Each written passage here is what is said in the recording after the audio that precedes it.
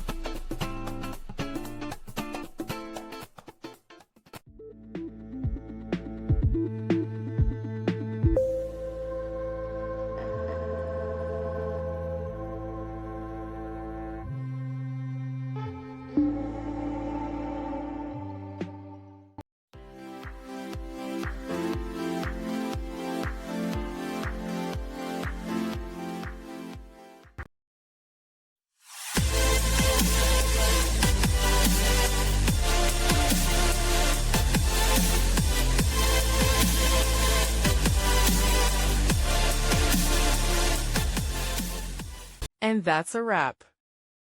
I hope you found the answer you were looking for. If you did, take a second to hit that subscribe button. It really helps out. And let me know in the comments which solution worked best for you. See you next time in the debug zone.